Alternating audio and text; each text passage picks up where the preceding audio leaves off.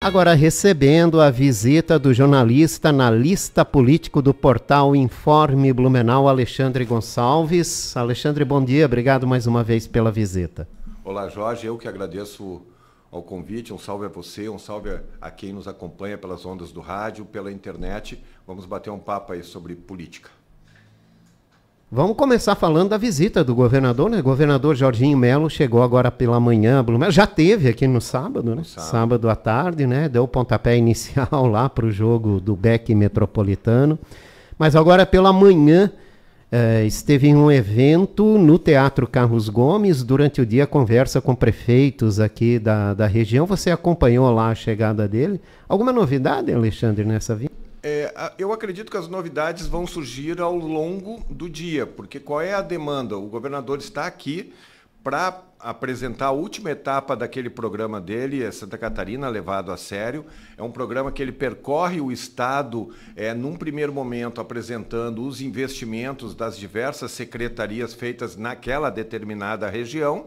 E em seguida, na parte da tarde, ele se reúne com prefeitos e secretários de forma separada para ouvir as demandas dos gestores e entender quais são as prioridades de cada município e avaliar o que o governo pode aportar de recursos nessas ações. Então, esse momento da manhã é um momento de apresentação. Eu estava lá no Teatro Carlos Gomes, muita gente, uma estrutura enorme, o teatro lotado. Lembrando que a região do Vale do Itajaí é onde o PL, partido que é presidido estadualmente pelo governador Jorginho Melo, tem o maior número de prefeitos, então tinha uma adesão muito grande. E a gente conversou tanto com o prefeito Egídio Ferrari quanto com o governador Jorginho. O governador sinalizou que a obra na SC 108, o prolongamento da Via Expressa, vai ser retomado, vai andar novamente. Ele disse que eram problemas relacionados à licença ambiental, mas não é bem isso, porque recentemente o governo retomou essa obra e a obra estava andando, agora é que parou a questão dos recursos entrando. Então, pelo menos para concluir aqueles primeiros 3 quilômetros previstos, que incluíam até o viaduto da Guilherme Scharf.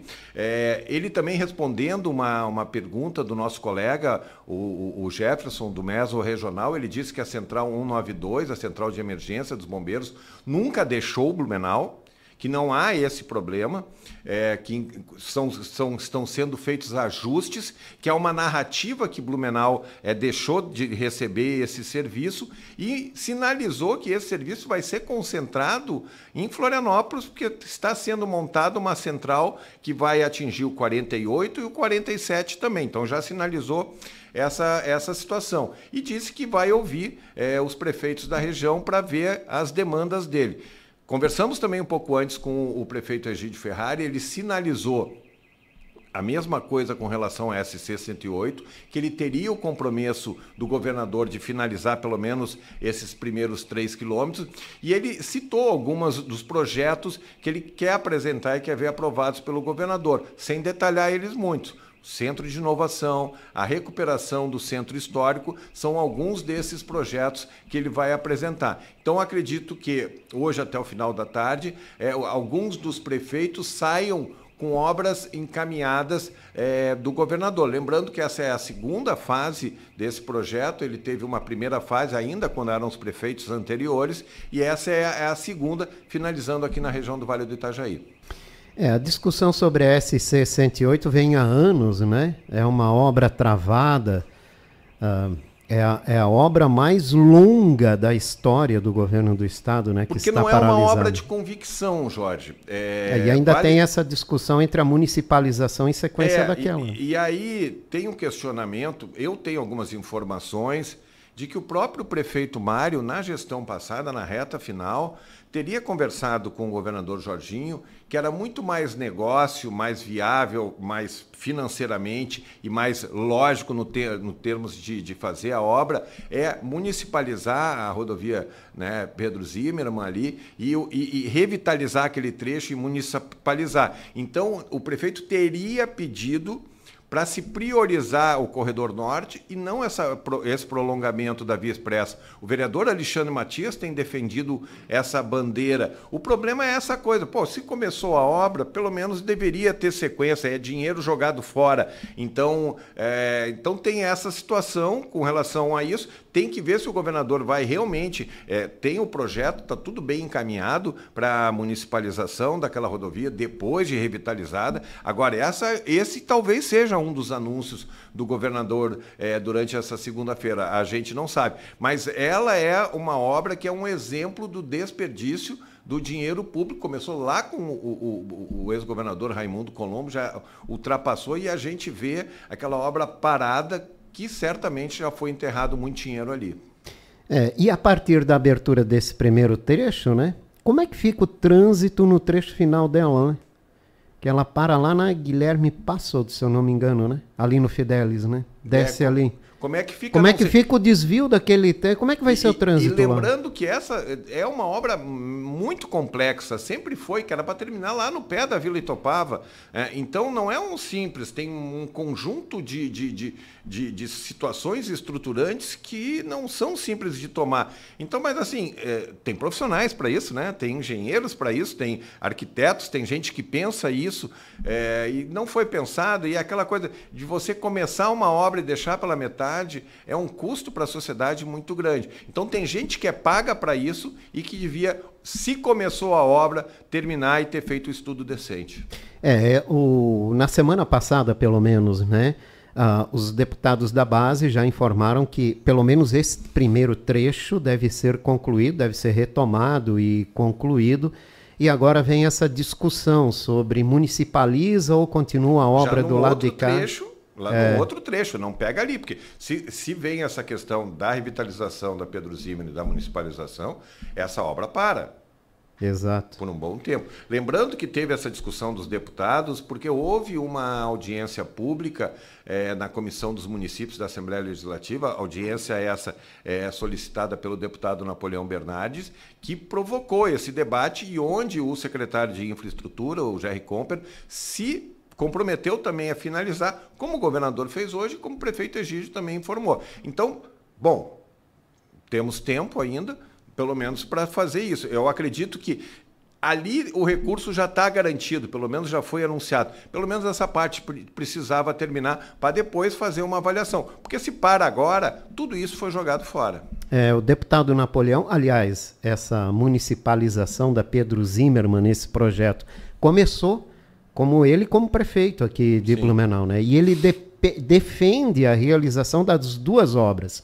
A conclusão do novo traçado da SC 108 com a municipalização que seria o ideal para a gente ter uma visão de futuro de desenvolvimento de toda uma região, né? O que resta saber qual é a prioridade do gestor, no caso do prefeito Egídio Ferrari.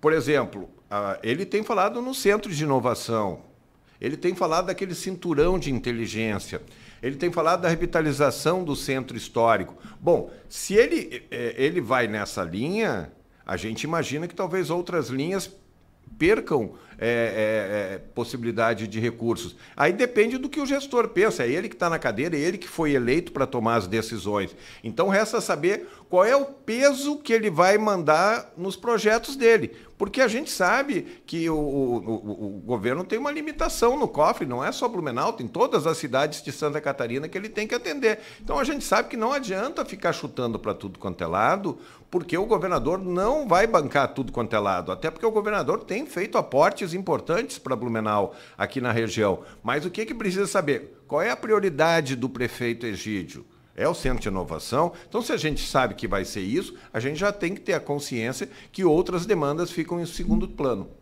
Centro de inovação tem uma pressão muito grande das entidades empresariais, né, para que saia do papel finalmente, né, que se desenvolvam, porque é tido como uma grande motivação, uma grande geração econômica para o município. Tudo é importante, né, Jorge? A revitalização daquela rodovia, da rodovia Pedro Zimmermann, olha a importância econômica que ela representa. na questão do trânsito, é um dos grandes gargalos de Blumenau. Então, tudo tem sua importância. E aí tem que colocar na balança do gestor e ele entender qual é o momento. Então, eu também entendo essa necessidade do Centro de Inovação, é uma coisa que tem o DNA de Blumenau, é importante para Blumenau, mas tem que ver qual é a prioridade do momento. Exato. Estamos falando em visita, lembramos da visita do presidente Lula, sexta-feira, em Itajaí, que trouxe muita repercussão de fez obra, não fez obra, né? Inclusive com relatórios apresentados. O que a gente pode não gostar, mas é importante reconhecer. Como é que estava o porto antes? Estava fechado. Né? Não houve solução, houve o rompimento num contrato na administração anterior do governo federal que não conseguiu se reverter. Havia uma previsão de privatização. O porto foi federalizado, sim, ele está pela autoridade portuária de Santos, mas o intendente é da região, é uma pessoa que conhece, e os números desde esse processo de federalização são números muito importantes. E o presidente Lula veio com a sua equipe, em especial com a presidente da Petrobras, anunciar investimentos que estavam parados desde 2016. E esses investimentos são muito importantes para Santa Catarina, porque eles são de um segmento que Santa Catarina tem um know-how muito grande, que é a questão da indústria naval. Então, a Petrobras, que desde 2016 não encomendava, não demandava para nova construção de novas embarcações, agora está demandando 16 embarcações que vão ser construídas em Itajaí e em Navegantes. Há uma sinalização de aporte de recursos importantes na estrutura do porto, em equipamentos no porto, na questão do calado do porto. Então, há uma sinalização importante. Esses investimentos que impactam na indústria naval já são realidade, não é uma promessa. Já existe contrato, já existe encomenda, já está se movimentando. Então, isso que é importante se reconhecer. Mais uma vez, o governador Jorginho Mello optou em não dividir um palanque por entender que ali seria um evento hostil para ele, que eu, do ponto de vista político, eu até entendo, realmente, quem estava presente naquele ato era a militância petista, e talvez sim o governador ficasse constrangido nesse momento, mas ele precisava, em um determinado momento, se encontrar com o presidente da República. É o presidente da República que está vindo para Santa Catarina para anunciar recursos, obras, mesmo questões que talvez ele diga que não tem esse investimento, que foi investimento na iniciativa privada.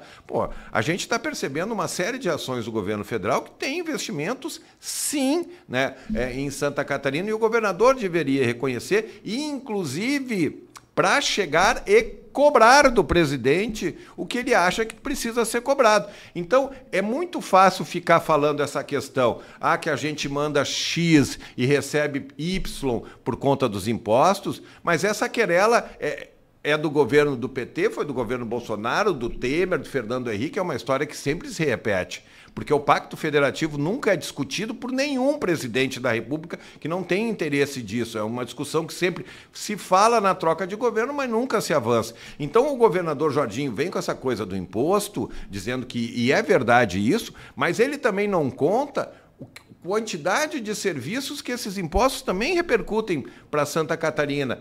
Na questão da saúde, na questão da educação, na questão da infraestrutura, isso também tem que vir para essa conta, então. Então, é importante que a gente reconheça, né, que o governo federal tem feito um gesto para Santa Catarina. E se eu gosto sempre de falar na comparação, né? A gente, como eleitor e como cidadão, a gente tem que comparar governo fulano com governo ciclano. O que ele trouxe, o que ele não trouxe, o que ele fez, o que ele deixou de fazer. E é essa comparação que a gente tem que fazer sem paixão, né? De entender que a gente fica endeusando algumas coisas aqui em Santa Catarina, sendo que na vida real a realidade não é a mesma. Então, nós podemos fazer uma série de críticas ao governo federal pela condução da política econômica, pelos seus atrapalhos em algumas coisas, mas não dá para negar que a atuação do atual governo federal é muito superior à atuação do governo federal passado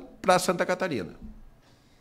Vamos lá. E a CPI do esgoto, sai ou não sai? Está demorando esse parecer, né? Mas acredito que essa semana é decisiva. Se eu não estou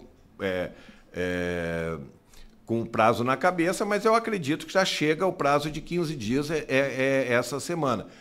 Lembrando que recentemente teve aquela reunião da comissão que levou representantes da BRK, da Prefeitura e da AGIR, que foi uma reunião longa, extensa. Começou na comissão de educação, que tem um braço para saúde e saneamento básico, e terminou na sessão ordinária. Foi uma audiência claramente que a gente percebeu que o pessoal estava mais preocupado em questionar a BRK e a AGIR e não questionaram por que a Prefeitura, através do SAMAI, assinou. Afinal, ninguém foi coagido a assinar aquele contrato e ele foi assinado na atual gestão.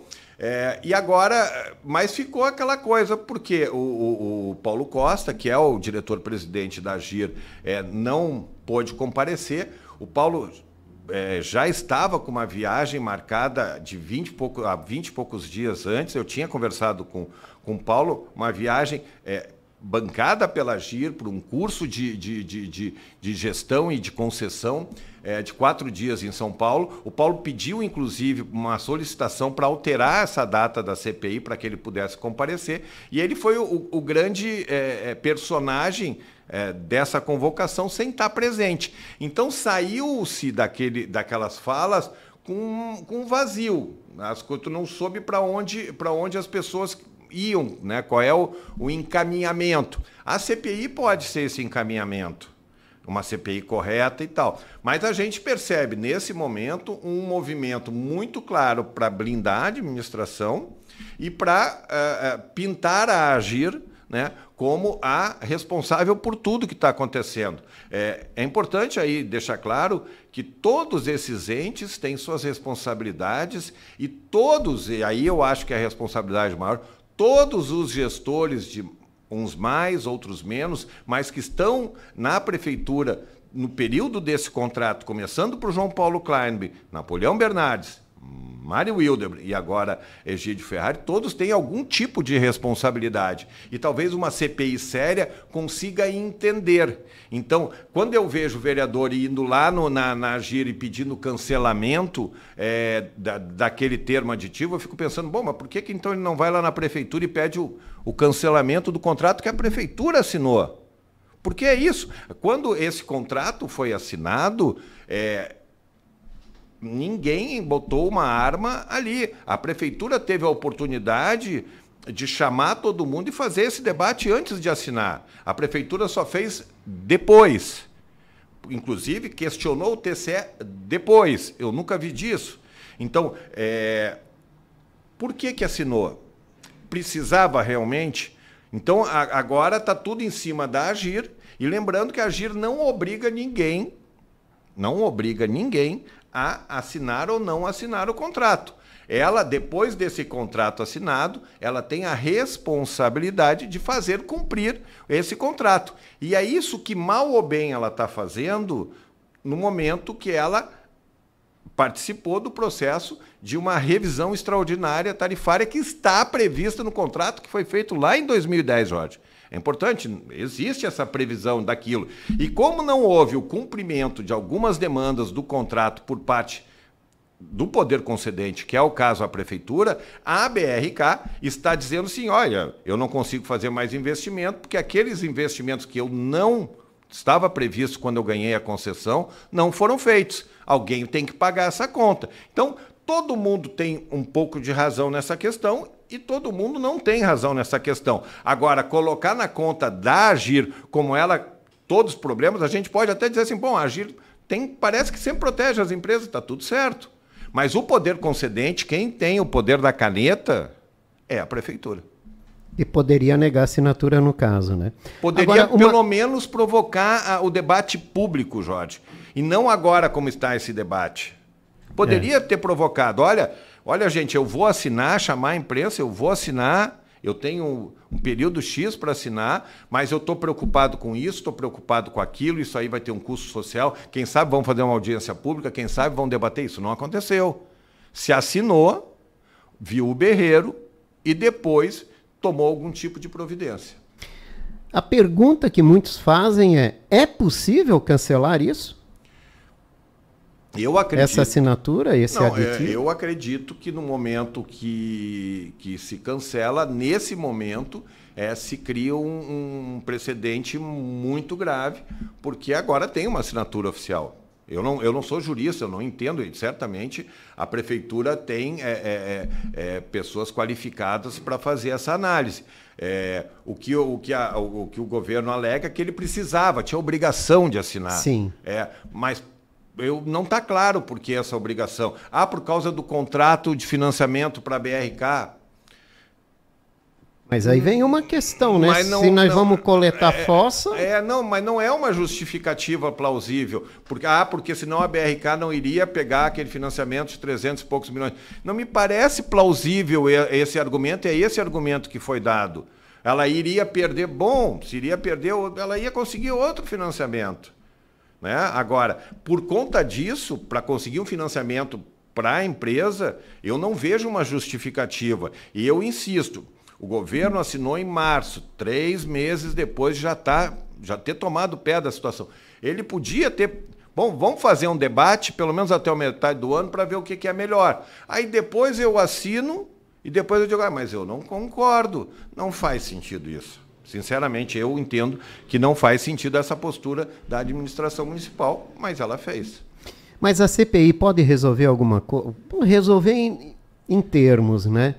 Mas a gente pode tirar proveito dessa CPI caso ela venha a acontecer? O problema é a formação que ela pode ter e a base de apoio. Então, ela foi convocada pelos vereadores do Novo, que, em tese, se contrapõem a esse modelo. Mas os vereadores do Novo, até o momento, a gente percebe que, por exemplo, o único vereador que vai estar lá, com certeza, é o Diego Nazato, que é o vice-presidente, que foi um dos proponentes. Mas a gente percebe a fala dos vereadores do Novo muito aliada do governo. Inclusive, o outro vereador, o Bruno Win, foi o vereador que foi lá na AGIR protocolar um pedido de suspensão daquele aditivo que foi assinado pela prefeitura. Então a gente já percebe que... Qual vai ser o interesse? O interesse é quem? Eles querem relacionar com uma situação que o presidente da AGIR, que finalizou esse aditivo, é um ex-secretário municipal. Paulo Costa, quem conhece, tem todo o currículo para estar ali. É verdade, ele é um ex-secretário municipal. Mas quem assinou foi o Mário Wildemann. O Mário Wildemann poderia ter assinado, quem assinou foi o Egídio Ferrari. E lá em setembro, o Mário Wildemann, que era o prefeito, que era em tese o ex-chefe do Paulo Costa, podia ter assinado. Era para ele assinar. Ele não assinou. Por que ele não assinou? Porque ele não concordou. Esse é fato. E empurrou com a barriga, faltavam 3 meses, a responsabilidade ia cair no colo do Egídio Ferrari, que optou por seguir aquilo que estava posto. É isso que está claro nesse acontecimento. Então, a CPI ela é um instrumento muito importante. Agora, se forem nessa lógica aí, eu acredito que, mais uma vez, vai se referendar, porque é importante a gente entender o que estava previsto no contrato de 2010. Que a partir daquilo ali que se culminou com esse 5º aditivo em 2025. Bom, vamos em frente. A nova secretária de Educação do Estado assumiu na semana passada, né? Em meio a muita expectativa com o que pode acontecer com a secretária adjunta, a blumenauense Patrícia Liders. Você até teve um contato com a nova secretária de Educação do Estado e, em princípio, ela conta com a participação da blumenauense na equipe. No primeiro momento, se ficou uma imagem que as duas transitavam no mesmo nicho, que ia ter uma desavença de pensamentos, que as duas queriam o mesmo espaço. E com a Patrícia, ela sempre falava a mesma coisa, com o Simadon e quando veio a possibilidade da Luciane Cireto. Alexandre, eu estou aqui, eu quero me ajudar o governador, o que me pedir eu faço, meu serviço é esse, eu tenho uma boa relação com a nova secretária, Luciane Sereta, nós somos colegas de Conselho Estadual de Educação, então a gente tem uma boa sinergia. E o que acontece que gerou a especulação, que uma das condições da Luciane Sereta para assumir o convite que o Jorginho Melo fez foi levar uma equipe de trabalho. E é normal, ela levou 3 ou 4 pessoas. Mas dessas 3 ou 4 pessoas não são pessoas para substituir a Patrícia, e sim para pessoas para acolher e fazer parte dessa equipe. Sim, eu conversei com a secretária, me chamou a atenção a disponibilidade dela e a acessibilidade dela em conversar, se colocou bem à disposição, e disse que nenhum momento foi pensado na substituição da Patrícia, e que sim, a Patrícia fica. Quanto tempo? Bom, isso a gente não sabe. A secretaria também, ela precisa ter uma memória, né? Com a saída do secretário Simadon, a Patrícia tem toda essa memória, principalmente na relação com a rede pública estadual. A Luciane Sereta vem com muita informação sobre universidade gratuita. Ela foi, como presidente da ACAF, pessoa-chave nessa articulação entre as universidades privadas e o governo do estado para a universidade gratuita. A universidade gratuita está com muitas lacunas, muitas críticas nesse início de semestre, e questões que precisam ser analisadas, entender o que é problema, o que é desvio no sentido de talvez uma boa ideia que talvez tenha que ser mais equilibrada para dar mais equidade entre todos os usuários, mas é um programa que é a menina dos olhos do governador Jorginho Melo, e deu muita visibilidade ao governador, e sem dúvida nessa reta final do mandato o governador quer acelerar isso. Por outro lado, o governador também tem uma preocupação que começou o ano letivo esse ano com muito problema nas escolas da rede pública estadual. E isso pegou o governador, ele foi surpreendido com isso e não gostou disso, e ele também botou como demanda que isso não se repita para o começo do ano que vem, que é o começo do último ano do governador Jorginho Melo, que ele vai precisar de toda a força positiva para o seu projeto de reeleição. Certo. Para fechar, ainda falando sobre mulheres com força política aqui no estado, Gisele Quiroli, que apareceu ao lado do governador Jorginho Melo, né, na criação de uma diretoria do Paradesporto, que foi convidada e negou o convite para assumir essa diretoria no estado. A Gisele, quem conhece bem, Jorge, é uma menina que sempre teve o nome associado à inclusão e ao paradesporto aqui em Blumenau. Mesmo quando não havia estrutura, como professora de educação física, como criadora do projeto, como buscadora de apoiadora, ela sempre foi identificada com isso, até por uma questão familiar dela. Eu me lembro, Jorge, em 2012, 2013, ela veio nos procurar enquanto nós estávamos na TV, para falar que queria fazer um projeto para ver se a gente conseguia ser parceiro na viabilidade, e a gente fez uma série sobre inclusão e paradesporto que foi finalista do prêmio Guga Kirten, e essa série acabou projetando o trabalho do paradesporto aqui em Blumenau. Isso aí apresentamos lá em Florianópolis, e projetando também, mais ainda, o nome da Gisele. Então, ela sempre foi uma formiguinha, e foi construindo, e por fruto da luta dela, Blumenau tem a primeira Secretaria de Inclusão e Paradesporto de Santa Catarina e uma das poucas do Brasil. Então, a Gisele sempre teve esse trabalho muito reconhecido. Por conta das circunstâncias da atividade, ela não é um ser político eleitoral na acepção da palavra, mas ela foi candidata em 2020, fez uma votação muito boa, ficou como o suplente, assumiu um período na Câmara, e nesse último processo, onde o nome dela era muito bem falado para a Câmara de Vereadores, ela acabou indo para o MDB, ela não fez a votação esperada, e o MDB também não fez a votação esperada para garantir uma cadeira de vereador. Então ela tomou uma rasteira. E por conta das circunstâncias da política, mesmo com todo o currículo dela, com toda o know-how que ela tem naquela pasta, ela não foi reconduzida para a secretaria. Lembrando que alguns secretários foram reconduzidos por questões meramente políticas. políticas, porque houve um entendimento que num determinado momento da campanha eleitoral a Gisele não teria se dedicado ao projeto de eleição do Egídio Ferrari. Enfim, cada um sabe o que faz. Então, ela ficou out nesse processo, mas ela foi convidada, porque ela também, paralelo a isso, ela tem um instituto que ajuda as prefeituras e entidades a captar recursos para implantar políticas de inclusão municipais, que é uma coisa muito importante. E ela começou, então, a priorizar esse instituto, e nesse meio tempo ela também sempre foi uma incentivadora junto ao governo Jorginho para que se criasse essa estrutura.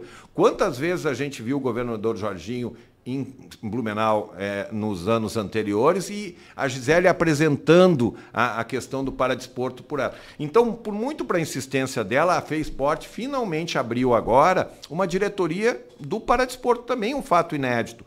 E o governador convidou ela e manifestou esse convite, inclusive, num áudio gravado ao lado dela, que é uma grande homenagem para ela. E ela não aceitou por uma questão financeira pessoal e porque o instituto dela precisa, e ela se entendeu que nesse momento o instituto é mais importante para disseminar as políticas que ela faz. Então, foi uma espécie de redenção para ela, que saiu chamuscada desse processo eleitoral aqui, com a sua não recondução, mas agora é a virada que mostra que o trabalho dela sempre foi bem feito, que ela acabou tendo algum problema político, mas ela tem competência para trabalhar nessa área. Lembrando que nesse meio tempo também, ela foi diretora nacional, né, de inclusão no governo do ex-presidente Bolsonaro e ficou durante 1 ano em Brasília, também que é uma projeção muito grande. Então ela tem currículo e está fazendo um papel bem e teve esse reconhecimento pela liderança maior aqui de Santa Catarina, que é o governador Jorginho Melo. Alexandre Gonçalves, obrigado mais uma vez pela participação aqui na Rádio Itaberá. Eu que agradeço, Jorge, um grande abraço a ti e um abraço a todos. Eu conversei com Alexandre Gonçalves, jornalista, analista político do portal Informe Blumenau.